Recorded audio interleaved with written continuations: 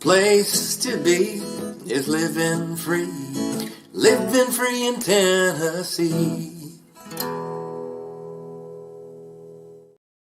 Welcome to Living Free in Tennessee, where we talk about building the life you choose on your terms. Today is Friday, September 5th, 2025, and this is episode 1078 of Living Free in Tennessee. And I'm here with Tactical. Hi, Tactical. Hi. Did you make it just in time? Something like that. Awesome. Well, we didn't actually put our heads together too carefully on what we're going to talk about today, but I have a list of categories to ask him questions about, and I have a couple things I'm going to want to bring up. But we are going to talk about a cracked pipe, but not cracked pipes. Okay, it's not really a cracked pipe, but I thought it was funny to have crack and pipe together.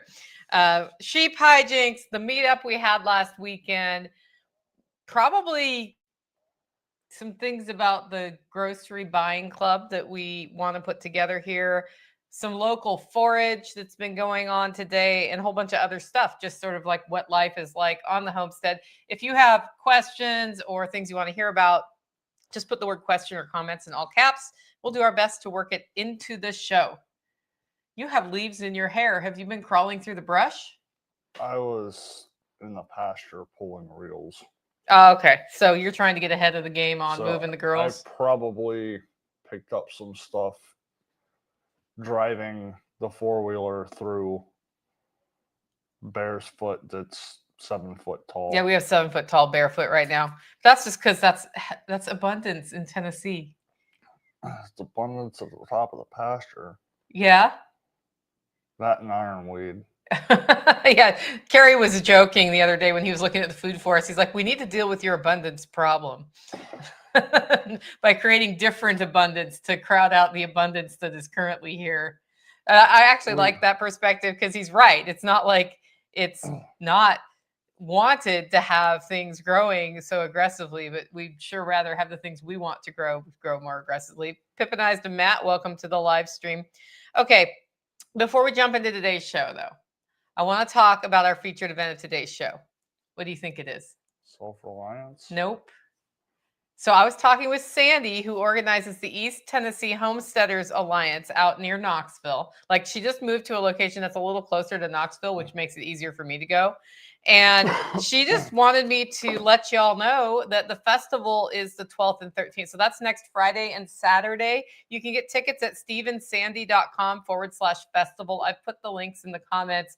It looks fantastic. They've got a bunch of simultaneous sessions, big name speakers, and a lot of energy around it. I know that Strong Roots Resources is going to be doing either a demo or a talk there. It's going to be a really good time. And if you are free next weekend, I'll be there. So you can come meet me if you want to. But I've been looking forward for a year practically to go see this, because last time she did the Homesteaders Alliance event, it was at a time like my stepfather was in hospice. So obviously I couldn't go. Well, I chose not to go because that was more important than going to any festival. But I'm really excited to see what Sandy's doing. I've heard great things about the festival, and we'll talk a lot more in coming weeks about community and in-person relationships, how important those are.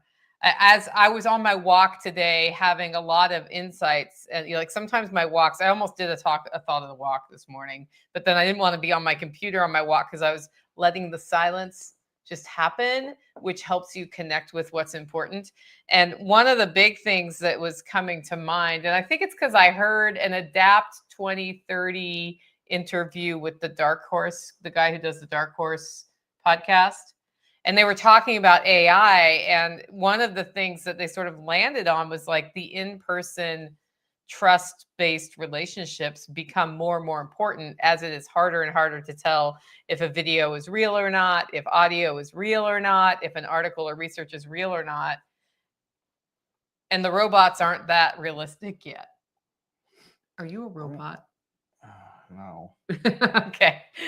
So that was, getting to these festivals, I think, is more than like the chicken processing demo or meeting Joel Salatin or meeting Sandy and her husband. Like, they are awesome. They came to Self-Reliance Festival. So get out, The tickets aren't that expensive. Get your butt in a seat and go talk to somebody, because I think the more you do that, the more abundance you build in your life. And community abundance is one of the most important ways to be abundant, I think, out of any way. So check it out. East Tennessee Homesteaders Alliance, the 12th and 13th. That's next Friday and Saturday near Knoxville. StephenSandy.com/festival, or click the link in the description, or click the link in the show notes if you're listening to the audio podcast. And I hope to see you there. Carson, welcome to the live stream. We also have two sponsors today. Agorist Tax Advice is our first sponsor. That's Matthew Sursley. If you've been to my spring workshop, you've met Matthew. If you haven't, you should come to my spring workshop and meet Matthew. But he is he's super smart, first of all. And what he's done is put together a way to analyze your finances and suggest ways you can structure yourself to take advantage of the existing tax code for legal tax write-offs, properly track them so that if you get looked at, you at least have your tracking in order, and then keep more of your money in your pocket. Find out more at agoristaxadvice.com. If you want to download a free guide for business owners about tax write-offs you should be taking advantage of, go to agoristaxadvice.com/LFTN. You'll end up giving him your email address. You'll get that guide. It's a great way to start, especially if you're just starting a business right now. Like, download that guide, read it. Even if it doesn't all make sense, it does make sense, though. It's not that complex. But that will, or if it feels overwhelming, read it anyway. And then 6 months from now, read it again. Like, look it over, because you'll find that things come to light that you're doing that makes sense for you to build into your tracking. And when you do that, you keep more of your money in your pocket. That's the other big message I had today. You'll never have financial prosperity if you don't track things. Yeah. It's not a thing. So anyway, speaking of money, the next sponsor is John Pugliano of the Wealth Setting Podcast. But if you listen to this week's episode, you're going to hear his son, John, who is his analyst, talking about how the markets look. He's been working for John behind the scenes as a financial analyst for 2 years. But the podcast is great. It's a great way for 15 minutes a week to just tap into what's going on in the financial world and learn how John is investing his money, and then maybe extrapolate that to anything you might have to invest. Or if you're not ready yet, just learn it anyway, because you're eventually going to be ready if you're building the life you choose on your terms. Find out more at investablewealth.com. Click on podcast to see the podcast, or you can download it just by searching the Wealth Setting instead of Homesteading, Wealth Setting podcast on any podcatcher. I want to talk about air potatoes first. What do you think of air potatoes? Air potatoes! Interesting. Yeah, so they grow. So I mean, I've seen them before. I never really, it wasn't one of those plants that talked to me. But then I did the wild edible walk that Carrie did, which if you want to do one tomorrow, he's at the Gorham Homestead doing one. You should sign up. And he's pointing out air potatoes. And what they are is they grow at the base of the leaves of what we refer to here locally as the Chinese yam. I thought that's what that was. And it's kind of an invasive vine that he doesn't like. Not kind of. It's very invasive, and I am trying to make it go extinct. If I can get it on the endangered species list, that would be awesome. So eat the weeds. That's my theory. And so I've been on walks seeing all of these air potatoes growing. And the thing about the plant is the tuber is also edible like a potato, which is why it's called a Chinese yam. And so I was like, well, Carrie's like, I haven't really figured out how to cook them. They're kind of small. It's not really worth my time when I have so many other things I can do. But on my walk, it's not that hard to just get a handful. And we had somebody coming out Tuesday for lunch, and I wanted to have at least one wild edible and didn't feel like dealing with watercress that day. So I picked a handful on my morning walk and sauteed them up in bacon grease. And I put them out on the charcuterie platter. They were good, right? Yeah. Yeah. What I noticed at that point is they didn't really take on the salt of the bacon grease or the salt I sprinkled on them. And I think it's because the peel is there. So yesterday I harvested more on my walk. So I'm just on a walk. I walk by billions of these things on my walk right now. See, and that's the thing. all the ones growing alongside the creek, I don't have a problem with. It's when they touch my fence and try to engulf the fence like sticking a needle in a ball of yarn. I'm actually surprised the sheep don't eat them because they're basically a sweet potato vine-like thing. They do. Okay, good. Anyway, so what I did yesterday, I had brine set aside for my feta cheese I just made. So it'll go in the brine on Sunday. And it's already made and cold. So I poured some of that brine and I soaked them in brine for the afternoon. Were they saltier in the stir fry last night? I guess. He guesses. Yeah, I was like, they're still kind of undersalted, but they just taste like a potato, basically, or potato meets chickpea, but they don't give me gastrointestinal distress like a chickpea would. So those are kind of a tasty little fun thing you can add. And if you have friends coming over to see how your country living is, you could be like, I foraged these tiny little cute potatoes. You can tell them the air potato story. So that's kind of fun. I haven't really dug into their nutrition or their impact, their glycemic impact. So I'm curious about that because they're very potatoey. So I assume they're very carby, but we'll find out about that long term. But I'm having fun playing with air potatoes. If they are still on the vines for the November 13th farm to table, I think it's the 13th of November farm to table dinner we're doing here, they will be included in the meal as one of the foraged items. And if not, I'll probably try to get the tubers. And if not, then it's going to be Jerusalem artichokes or all of those things. So that's just, I wanted to talk to you about them because they are around and they theoretically will stay around until the big bad frost knocks them back, which is how I assume they go away. Usually by November 13th, we've had some frost. So we'll see. We'll see how they do. What did you think of last night's dinner? Good. That was mostly from here. Did you know that? Yeah. Yeah. So what wasn't from here were the onions because I still haven't committed myself to growing all the onions we use in a year. That might change soon. Are you going to make me a place to grow them that's not my raised beds? I am dramatically expanding grow space right now. Yeah, the grow space you're dramatically expanding is not onion capable or... I don't know what it looks like yet. We'll see. Okay. Well, what I've seen you doing is a lot of not deep enough and not loose enough and too close to your cabin. We'll see. Okay. Maybe we need an onion patch behind my house. Okay. Anyway, we buy onions. But I harvested sweet potato greens yesterday. And the reason I harvested them is we are transitioning into the fall garden. So I wanted to put the brassicas out. And one of my raised beds is, the problem isn't that the sweet potatoes are there, because that's basically where we're going to get actual sweet potatoes is from that bed. That's where we grew the garlic this year. Okay. But I don't know if you've noticed this, but the sweet potatoes have actually come out of that bed, crawled across the path, and they've started going into other beds. Yeah. Yeah. So this is why if you're going to grow food for survival, sweet potatoes in the South you can eat the leaves as greens and they make tubers. So it's kind of like, and they're super easy to propagate. So you can just keep propagating anywhere you can grow them. Right? Yeah. They just need enough water. If you don't give them enough water, then you got a problem. Welcome, Jim and the Ellenders, to the live stream. Anyway, so I started cutting them off at the edge of that bed because I just at this point want the potatoes, and I have greens growing elsewhere. And then I harvested the greens. So we had that in the saute. We had squash from here. We had peppers from here. We had garlic from here. We had onions I bought. That was the saute. We had stewed lamb that was shoulder roast left over, mixed with stewed beef that was left over from the roast a couple days ago. We had carrots that we grew here in that. One of those was a romer top originally. Yeah. I did put a cup of wine in that romer top that came from the store. And then the salad was watercress, tomatoes that were grown here, and cucumbers that were grown here.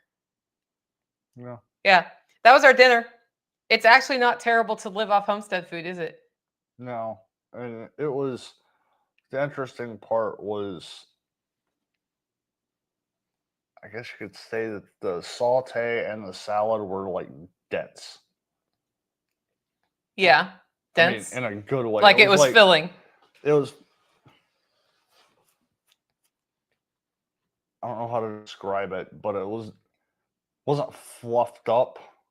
Like, it was just with all the greens and everything in there, it was like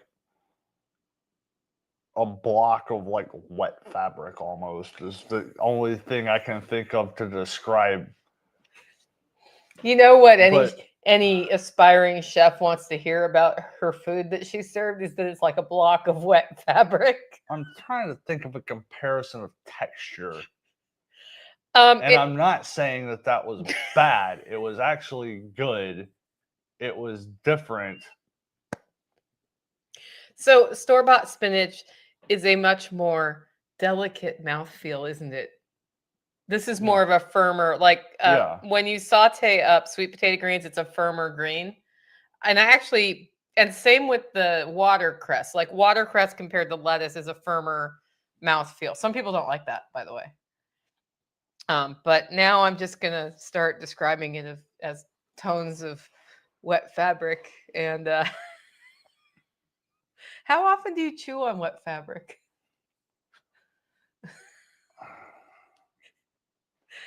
I actually appreciated them, not offended at all, but I think that was that was one of the most fun things you've said in about 3 weeks. Okay.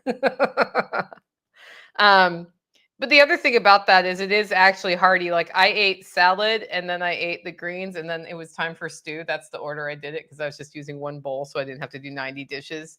Yeah. And by the time it was time to eat the stew, I almost didn't eat stew last night. And the only reason I made myself eat a small serving of stew was that I knew I'd get hungry later if I didn't eat stew. But it kind of filled me up. So. Yeah. Yeah. Okay, I've got a comment in from Carson. The amount of understanding and number of conversation I have about small business tax write-offs for a guy that's an employee, ... Tracking and budgeting has made all the difference in my journey towards debt elimination. Yep. That's the sad part for a person like me who does not love doing detail clerical tracking stuff. You're going to start getting involved in that, by the way. Well. Yeah, but we actually have enough people have given me computers that used to be used by them that are no longer being used by them, that we now have my computer we're streaming on. I have a second Mac that my uncle gave me that I'm going to reinstall and set up as a video editing and a way to reach all of the assets. And I started reorganizing how we store the assets, not on the computer so it doesn't crash. And then the third computer is the label printing computer for Holler Roast. But that means we'll have a video editing / clerical. We can do shared spreadsheets easier on one machine. Okay. Or tracking. I actually moved our rental to a new tracking system called Zip. Okay. But it issues invoices and stuff, and that's kind of cool. And it was just so the Basecamp project, which is our lodge that we're doing as part of the Holler Hub project, we own it together. So it's been a long-term rental in the past, and now with more invoices needing to go out when it's rented as an event space and that sort of thing, I wanted it in one system, even if it's not QuickBooks, because I don't want to pay the QuickBooks fee for that. Okay. At least I have all the transactions. So, and then I wanted to show you how to do it in case you ever need to issue an invoice. Okay. Yeah, you're excited about that, aren't you? No. He'd much rather be driving through the brush and getting leaves in his hair, I'm pretty sure. Yeah. But you have a life tracking spreadsheet for yourself, right? For your finances? Yeah, I mean, I update that when I feel like I need to. It's not like I use it on a daily basis. Yep. Ian Sisk says he can't wait to tell a fellow chef this tastes like wet fabric at work this weekend. I think it needs to be a t-shirt. This tastes like wet fabric. Okay. I did not say it tastes. It was a mouth. He was describing the mouthfeel, Ian. It wasn't even like, I think it's really that it's a much heartier chew down on that, which if you're not expecting it can be a shock, right? I mean, if you gave that to a normal person, it's enough of a different mouthfeel that most people would not like it. Yeah. They'd probably say it tastes gamey. Yeah. Oh, yeah. We won't get me started on gamey. That's not what we're talking about today. But the first venison that comes in this year, we'll totally talk about gamey. Or when we process the sheep on October 10th. Hey, we're processing sheep on October 10th. I still have some half and whole animals for sale at livingfreeintennessee.com. My website has been this close to a relaunch, redesign for 3 months now. And there have been a number of technological gremlins in the way. So it's not super easy to find there. I will add a quick link at the top this weekend, so it's easier to find. And then when it launches, it'll be way easier to find. But I'm actually thinking of moving those off to hollerhomestead.com long term. Okay. Yeah, so that we can kind of do that. And the event rental for Basecamp and like all of that in one place. Doop. And then you don't have to go to my podcast and poke around on the bigger Uber site to find all the things, right? Yeah. Anyway, the other thing that's coming on Forage Wise is watercress. I thought the ducks nailed it, but they didn't. They just ate it this spring and we didn't get any. And this time it was hidden so well among the creek mint that apparently the ducks haven't hit the watercress. Yeah, the creek mint exploded this year. I harvested creek because the watercress got hit by the ducks. Yeah. So I guess nature has a plan. But I harvested creek mint and chocolate mint yesterday. Do we have more to harvest? Chocolate mint down by the pond? Probably. Yeah, we should get that going because. Might want to wait until after it rains again. Okay. Yeah. I just know that I drink a lot less alcohol than I used to. And that means I have more tea at night. Yeah. Which means I'll go through more of that. So watercress is coming on. It's actually like fall foraging time is fun. Letty says, I see spreadsheets and now I'm sold. I don't know if she was looking at the zip thing or not. I think Letty shares my frustration with QuickBooks, but it is how Nicole Sauce Industries finances are run because I have multiple business units for tracking. And we had somebody who's a CFO of a much larger construction company set it up for me.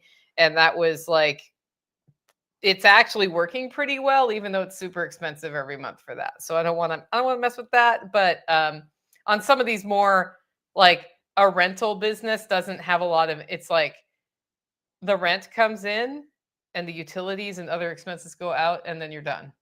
So that's a lot easier to track than like 4 business units. So, oh, I was scrolling through Facebook and saw spreadsheets come up in the caption. Yep. Spreadsheets. Letty is the spreadsheet diva, by the way, for anybody who doesn't know. Ian wants to know how creek mint tastes compared to regular mint. It tastes like mint, Ian. I have chocolate mint, which it has like, it doesn't really taste like chocolate, but it kind of has hints of chocolate, which is a less minty and more robust flavor. And if I think chocolate in my head, then it feels like I'm having chocolate-ish. So I do a lot of my teas with a chocolate mint base, but I'm perfectly happy with creek mint. In fact, I'm on to a jar from 2023, I think 3 or 4 of creek mint because I've just sorted through all of the dried herbs and kicked anything out that was 23 or sooner unless I was going to use it up. Because actually letting your dried herbs sit around for too long does not keep them fresh either. And the whole point of growing them is to take advantage of sort of that extra concentrated fresh flavor. So I bet we all heard that because you had your mic on. Yeah. he was fizzing water. Fun one. Oh, how about you take the mic off before you do the fun one? So I want to know what's the baseline for what mint tastes like, because I'm trying to think of how many different kinds of mint we have on this property, and they all have a different flavor. This would be an interesting thing to do at the next meetup or the one in, is do a tasting, do like apple mint, spearmint, creek mint, chocolate mint. Those are the ones I know. Chocolate, apple, creek, spearmint, peppermint, orange. Well, orange is. I have orange mint. Okay. Cat mint. The cat mint is not doing so well because the cat found it. There's more.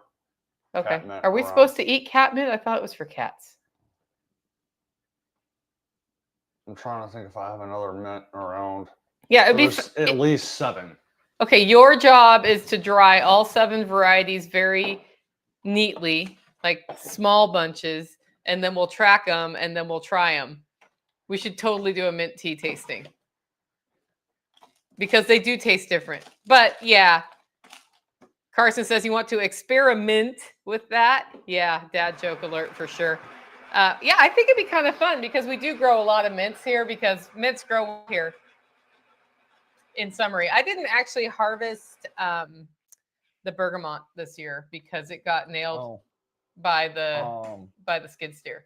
yeah. We also have bee balm and lemon balm. Yeah, those are bombs, not mints, but they're mint Mhm. family. But yeah, I was kind of putting the orange mint into the bomb family because I thought it was orange bomb, not orange So it'd mint. be 9. Huh? So it'd be 9. Yeah. If you lop them all together. That sounds fun. Ian says I have some lemon mint, which is particularly good. Okay. Livestock. What's up with the livestock, dude? It's time to breed the rabbits. Yeah. We need to finish processing rabbits. Yeah, we started processing rabbits and then didn't finish processing rabbits, and now they're too old to be sold as roasting rabbits, and they have become livestock guardian food rabbits, and that's all good. But we need to process those so that they're not in the way when we breed them. And then this next batch, I was planning to process and package for sale at the grocery club. Yeah. And then we'll, kind of balance out what we're using for dog treats and what we're using for people. That's just the way that is. Anything else with the sheep? Like any hijinks you want to talk about? I was walking the other day and all the boys were in one place looking at me because you just moved their paddock and they found the highest spot on the paddock and all stood there. Yeah. I mean, the boys have been staying in, and granted, they were in a very nice paddock with 3 strands of electric everywhere. The girls just came off of the very top. The last paddock they were in was actually the worst paddock because it's under the high voltage line and it's also the highest point in the pasture. Yep. But in the process of clearing that, I did work out how to get permanent fencing at least most of the way up there, which will make my life dramatically easier. That's good. Off Grid with Sugar Creek says cat mint is culinary soup, salsa, tea, salads, Okay. tea. Well, putting mint in salad, by the way, really delicious. I should have done that Yeah. yesterday. I might do that today because I'm sure we have another watercress salad in our future. I'm not 100% we're having smoked beef ribs, but if not, we're having that same stew again that we didn't finish for 3 days yet. Okay. It's the 3rd day. One of the nice things about Tactical is he doesn't complain when we have the same thing night after night. One time he was like, could we have like steaks and not tacos, please, tonight? And I was like, okay. I mean, believe it or not, I will complain about food if once a week you're serving heart-shaped chicken. And some people know what I'm talking about. Others will need an explanation. Yeah, I'm on the explanation list. That sounds like a military thing. It is. Chicken nuggets? It's basically a giant chicken nugget. And it's horrible. It's made from the breast because that's the only way it would be heart-shaped. No, it's completely Is it pounded out? No, it's just processed. Okay. It probably came out of some form of a meat grinder. And it might not even be made out of chicken for all I know. You know what I want? I want to find out if there's a way that there's a machine that makes lots of meatballs instead of me having to form them with my hand every time. Like, can I make 500 meatballs in like 10 minutes with a machine that cranks? You know they exist because there's a commercial application for that. But So I just said it in my out loud voice so that y'all who know more than I do can tell me though. Okay. Yeah. I might actually start poking at that, but we have so much to do with our events here and with Self-Reliance Festival. And I'm going to the East Tennessee Homesteaders Alliance Festival next weekend that my research time is more about financial tracking time right now or tax prep time. Yeah. So I was all excited. I was going to try to get the taxes done before the show, but I didn't quite. And it's because there was a mysterious thing at the end of last year that happened. But I figured out the mysterious thing right before this. And I was like, oh, no, that tracks. Okay. But the document, I had to go find the documentation. It was not where I needed it to be, but I found it. So we're good. Yeah. So I will have the our shared like rental taxes to the person who prepares the taxes by the end of today. At this point, high five. You're not happy about that? Oh.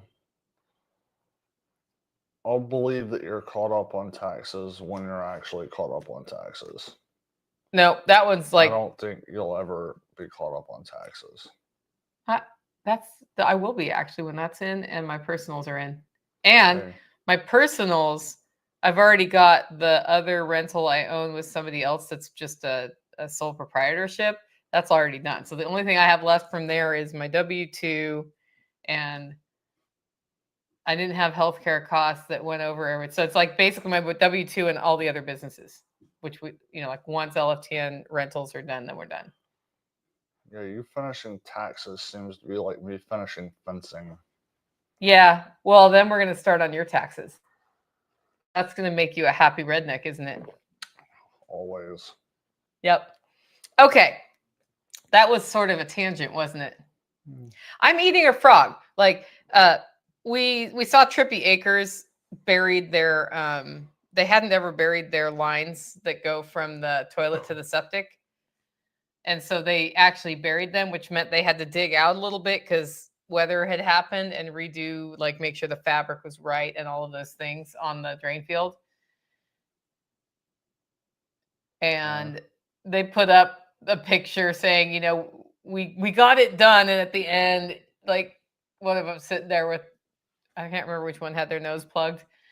But I commented on it. And then Michelle was like, yeah, we ate a frog today, Nicole. I'm like, well, I'm eating a tax frog this week because my goal is all taxes done by the end of the weekend. Okay. Yep. And that would make a big difference to me. But then I already have starts on, like 2025 is actually tracked differently. Okay. So that was actually less of an onerous task. But yeah, he gets used to seeing me in my tax mode. And it's literally because I silo so well. It's like I cannot think about anything else until it's done now. And I need to because there's like marketing and promotions and calling speakers and like all of these things that happen right now. So yeah. Okay, grow. Because you don't have do you have anything to say about ducks? Still molting. Would you like to get some more muscovies?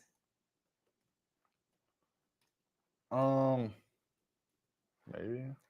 Don Gorham has muscovies for sale, little babies, but they're like ready to come out of the breeder for $7 a duck. So we could buy some. Not right now? We might end up with more muscovies. The black one's still on eggs somewhere. Oh, okay. I've not figured out where. Is she in her special cave? No, I checked there. Yeah. Okay, well, at some point we'll find a duck. That does happen. Yeah. Usually she has khaki Campbell eggs under her, though, and then she hatches the wrong kind of duck. If she hatches something, it's probably getting kidnapped. Yeah, we have to. That's true. What we've discovered is my property is not good for ducks raising ducks. Jim says, I want muscovies, but not yet. Soon. Well, Don has some for sale, Jim. You could start now.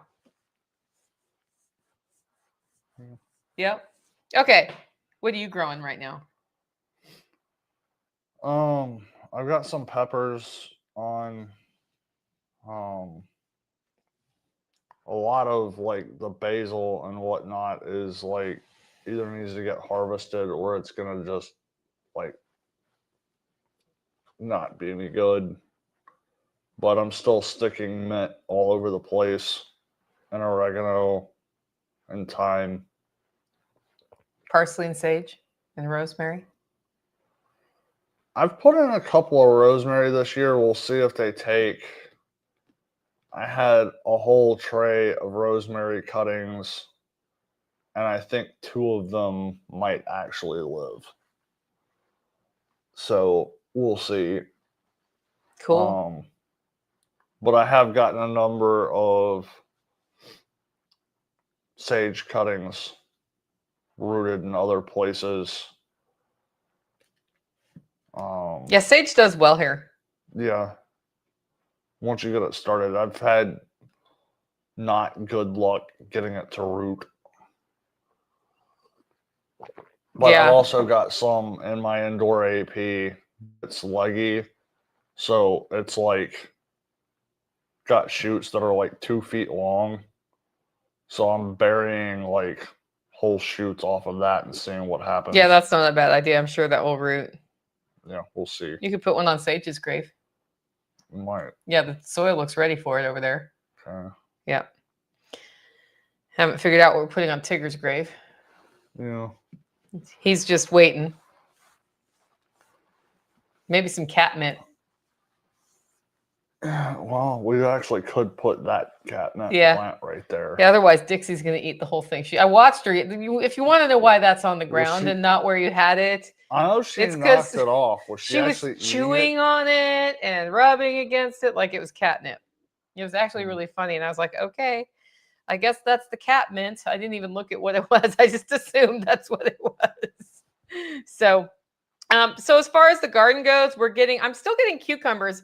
My cucumbers kind of got that August thing that cucumbers get where they're unhappy here. Yeah. And I thought they'd all died and they didn't. Like I'm still getting the occasional cucumbers, but I have reseeded cucumbers under them. So I have plants coming up right now. So it's just basically at this point a cucumber race against cold weather. Yeah. But I've been getting a cucumber every day or two. The zucchini finally died. I don't know if the summer squash is dead down by you. There was one that was still alive. And then we're getting sweet potato leaves. I've been getting a handful of beans. Like there were some of those in last night's saute too. And then the beans I replanted are about 4 inches tall right now. Again, it's a race against the cold on those as well. The ones that were put in earlier this summer have stopped flowering, even though they're bush beans, which means we're not going to get any more beans off that. So I've started just yanking them out to make room for other plants. Like I still have cabbages to plant, but the broccoli and cauliflower are in right now. And then I'm going to seed fairy, actually probably mostly carrots, although I may try to direct sow some Swiss chard again. I already direct sowed Swiss chard, but it has not germinated. So, as usual, Swiss chard does better when I start it inside and transplant it. I just don't feel like doing seedlings right now. Why? Because I'm starting a new project of a new thing I grow. Do you know what that is? Mushrooms. Yeah. So the mushroom spawn from North Spore just arrived. And this weekend, I'm hoping to get my first. So I've got one of they have like a grow box that's automated. And I'm going to, I have that and I have the boom room, which is a big shelf unit that I could put lights on and stuff. And I have lights. So I will put lights on it because mushrooms need light. But I think I'm going to start with the box and just sort of chronicle the process because I started trying to grow mushrooms this year by putting them in buckets with very limited success. Like the first time I just killed it. And then the second time I got mushrooms, but the problem was keeping the right humidity. And about that time I had been talking to North Spore anyway. And so I decided to, because they have I'm learning tutorials on their website and stuff. So definitely going to test out those things. I do have an affiliate link with them now. So if you're going to order from North Spore, let me know. I can shoot you the link. When my website launches, I will have an affiliate page, making the whole affiliate process easier to happen. And if it doesn't look like it's launching this weekend, I'm probably just going to add an affiliate page anyway, because it's hard to find the above phone stuff and all the other stuff. So, and we do have some affiliates that should get more love than I give them probably. Yeah. So that's fun, but that means that I don't feel like doing fall seedlings this year. Okay. Also, there's chaos in my house behind you. So with that level of chaos, adding seedlings is not what needs to happen. Anyway, it's seed fairy time. So seed fairy time means we just start throwing seeds out and seeing if anything grows. And that includes the mullein. So we have mullein wands that are ready to go seed areas where mullein is. And I harvested 3 mullein leaves yesterday to dry for the winter. And I'll end up with like 1 jar of mullein leaves that I keep inside. And that's just if I'm too sick to go outside, then I have, or go searching for it, I at least have some dried on hand. I prefer to use it fresh though. And it stays fresh in Tennessee for the whole winter. So yeah. I've already started spreading some, and I've got another spot that the sheep were just in that would be a good spot for mowing. Way up at the top of the pasture? No, Okay. the boys' Oh, the boys. Okay, that makes sense. property next door. Yeah, I gotcha. So, Holler Neighbors and Community. We had a meetup this weekend with Hofgrid Meat Company. They were showing us how they built a mobile solar system, basically, that would run their fence chargers because they're all off grid. And so they've had to figure this out. And what they learned was when you buy the all-in-one solar chargers, they're junk.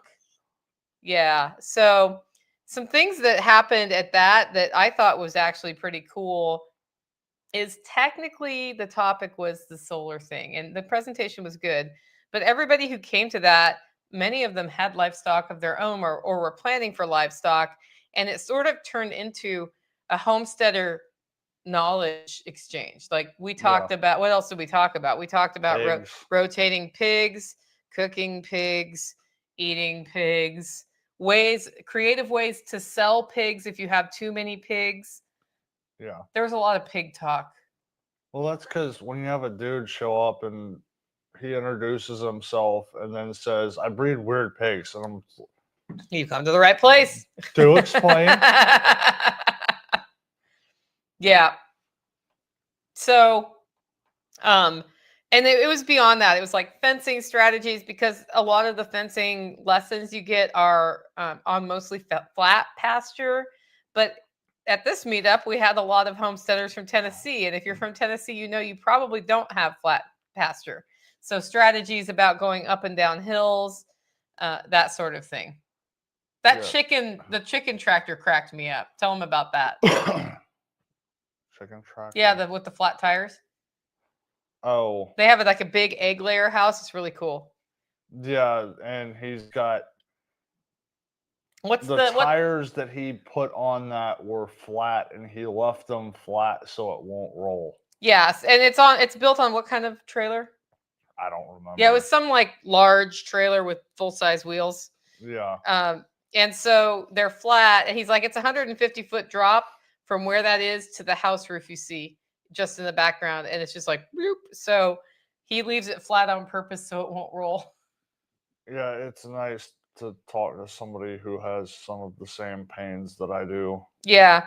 And I think that's, I talked about earlier in the show, like getting in person, that's part of why, you end up having those. We wouldn't have our sheep if we hadn't been in person at SRF and you had overheard, or Dawn overheard you talking about sheep. I don't know which one of you overheard the other, but by a week after that, I'm pretty sure we had bought her sheep or committed to buying her sheep.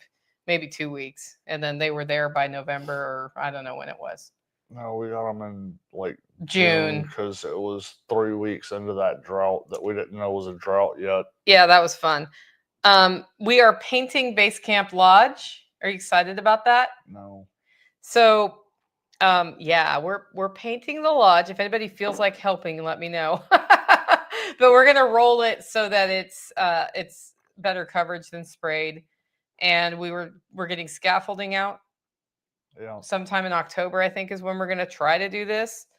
And yeah, that's a much bigger project than I realized it was gonna be when we started talking about it. But we have to do it. It's time. So Ken's coming out to replace some of the siding that is beyond repair. And then we're scraping and sanding. Nighthawk's already been over there sanding where the downspouts are going for the gutters, because those are going in probably next week would be my guess. And yeah, that's a big job. Yeah. It's a big job. And it requires scaffolding, so that's fun. Yeah. Yeah. That's our big like Holler Hub update. We're painting as well. Christmas stocking project is coming up. Okay. My goal this week, at the beginning of the week, was to have the form set up so that Margot would get notifications of people who sign up for the LFTN Christmas stocking project this year. Do you know what that is? I can guess. So I like, one of my favorite parts of Christmas morning, which you can get mad at me for it not being all about what Christmas is about, is actually opening stockings, because they're fun. Okay. And like the best stockings are stockings where you have nothing expensive, but just sort of like thoughtful things or handmade things or whatever. And for a long time, that's been sort of missing in my life. And I know you tried to do it once. You tried to make stocking stuff for me, but you failed because you forgot you were doing it until Christmas Eve, and I told you not to go to the store. And my mom, when she's here, she does it. But Margot stopped by over Christmas break last year and brought me a stocking because she heard I didn't get a stocking, and it was amazing. And we talked about setting up sort of like a Secret Santa, but LFTN stocking group. It needs a better name than that. She probably already has a better name than that, where people sign up and they agree to mail somebody a stocking. And then there's sort of rules around it. Like it can't cost more than $20 total. There should be one handmade item. There's like a list of things. Maybe one used item would be kind of interesting. And you just mail it out. So yeah, Letty's like, oh my word, that sounds like so much fun. So Margot put this whole program together, just by the way. She got really excited about it. She's willing to manage it. And I'm like, perfect. I could talk about it and I'll totally participate in it and have my own adopted stocking person. But in that way, we all sort of like, especially if you no longer have somebody in your life who might give you a stocking, then you can have that same sort of experience on Christmas morning that's super fun. So the Christmas stocking project, I was supposed to have the form done earlier this week. That's another thing that by the end of this weekend, I'll have the online form up. I wanted, like she set up, she did this whole page that you fill out on the page, and I thought it would be better as an online form so she can get a spreadsheet so that's easier for her to work with. So I'm the bottleneck, not Margot, but that is launching. And if you're interested, just keep your eye out at livingfreeintennessee.com. I will also put it out in the Monday mail, and start thinking about what you might put in a stocking, and then we can talk about it on social, like idea kicking around and that sort of thing, because it's like it's going to be for somebody you don't know, right? So that's a whole nother thing. Yeah. I think the form asks some of your preference questions, if I recall, so that which helps, right? So that's happening. Anything to update us on for infrastructure? That valve. Oh, I promised to talk about a cracked pipe, but not a crack pipe. Oh, Carson said it could be called I'm stalking you. Carson, you're nice dad joke. That's actually pretty funny. Yeah. Okay. So there was a leak in the plumbing in the prepper pantry, which we discovered last weekend on like right before the meetup. So Sunday or something. And there was water everywhere. And so we did what you do.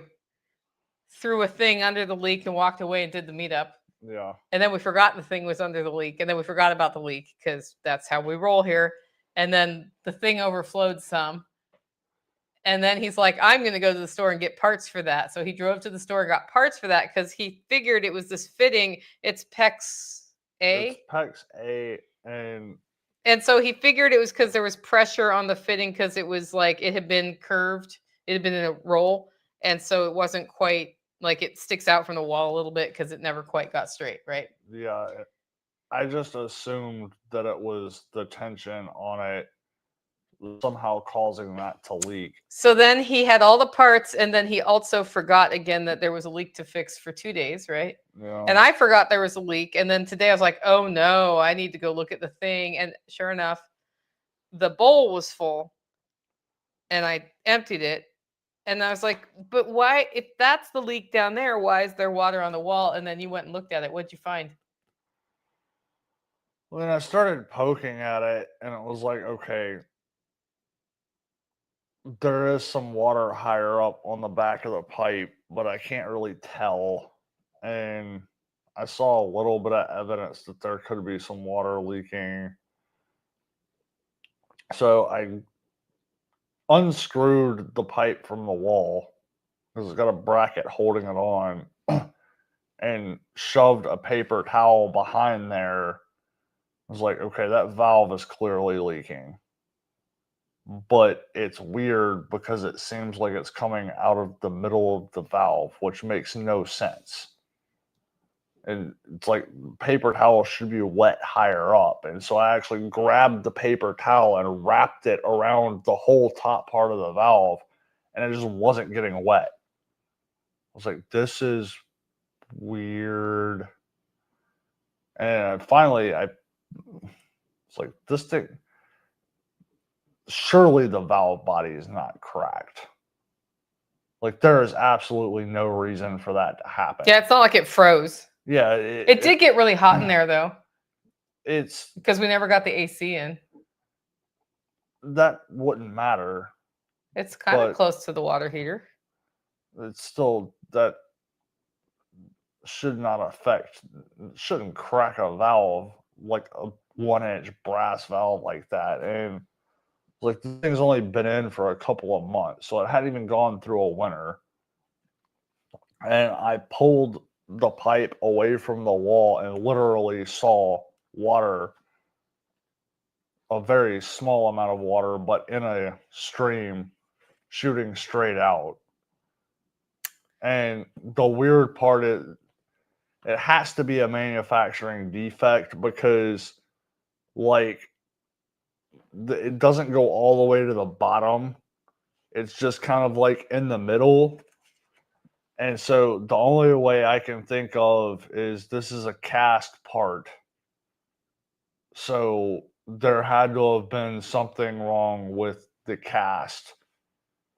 And I guess maybe when I torqued everything down, it put enough tension to open that up enough. So, yeah, going back to the store. Yeah, you get to go to the plumbing store today. Yeah. I mean, I'd say it's a great day for Chinese food since you're going to be right by there, but we have a lot of food to eat here. Yeah. Yeah, we should just eat our own food. It's cheaper that way, too. Carson's like, Carson was complaining because he wasn't really complaining, but he was pointing out that it's, as a Canadian, it doesn't make sense to participate in the stocking exchange. And then Letty said, time to coordinate your fellow degens from upcountry. Here's the thing. I feel like if there's 2 or more people who sign up for the stocking exchange from one country, we can put those 2 people. Like, nobody wants to mail to Canada, but if there's another Canadian, just saying. Yeah. I mean, that same goes for any country in the world as far as I'm concerned. Anyway, the other thing I wanted to say about community is that this book arrived in the mail called Your Second Life Begins When You Realize You Only Have One. And I don't know who sent it to me. So thank you to whoever sent it to me. I have one person I think would send me a book like this who has sent me books in the past, but you never know. You didn't send it to me, did you? No. See, that's not his style, but it is somebody's style, and you know who you are. But I would be surprised that you were sending me a book right now, but also thankful if you did. And anyway, thank you, person who sent me this book. I will read it. What else about infrastructure? I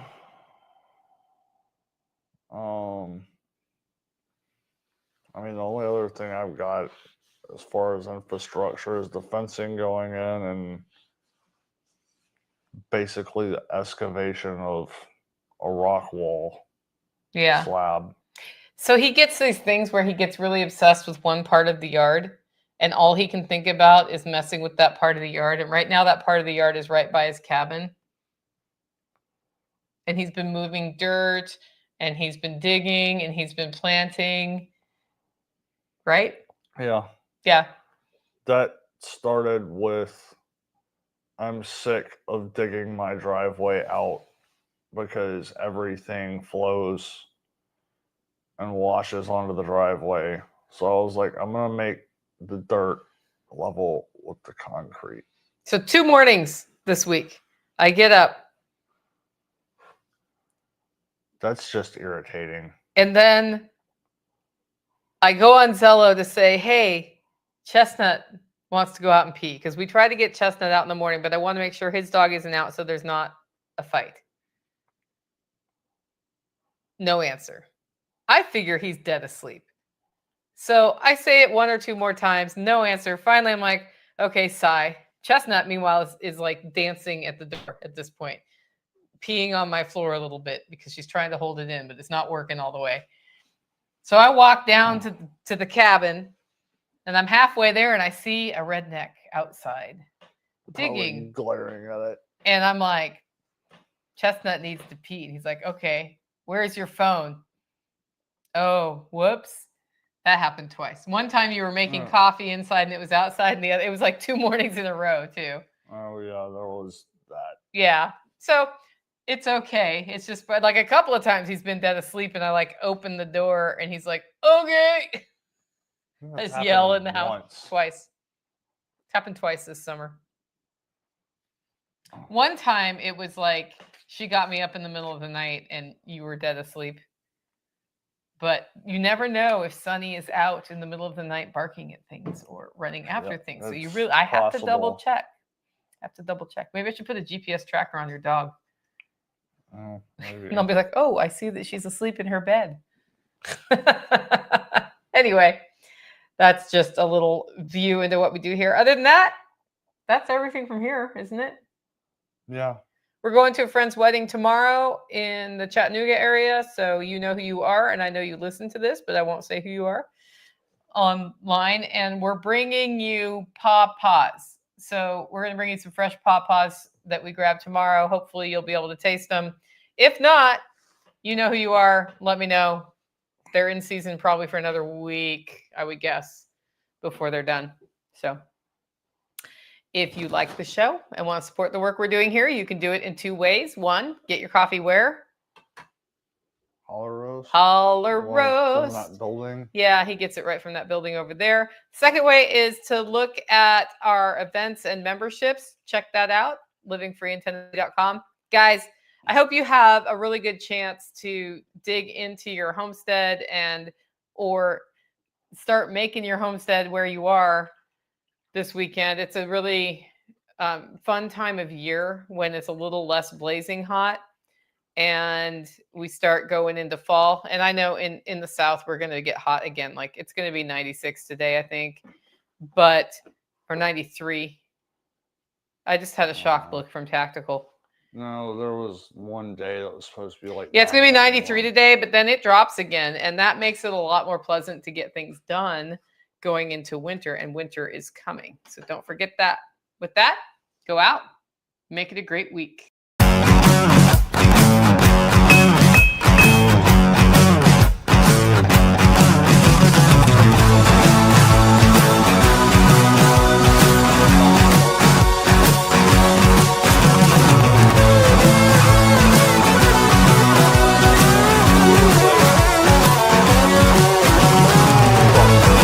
We are way better than me. That's a fundamental part of preparedness, by the way.